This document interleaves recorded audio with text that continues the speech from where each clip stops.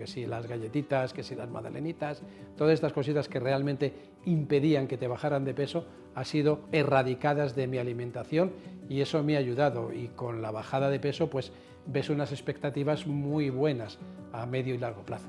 Estoy plenamente satisfecho. Primero estoy satisfecho conmigo mismo. En el momento que ya has empezado a regular tu metabolismo y a regular tu digestión y todas estas cosas, te sientes mucho más ligero. Y curiosamente, comiendo menos, te sientes mucho más fuerte, tienes mucha más energía. Esto lo recomendaría especialmente a todo el mundo que quiera llevar una alimentación mucho más sana y mucho más saludable.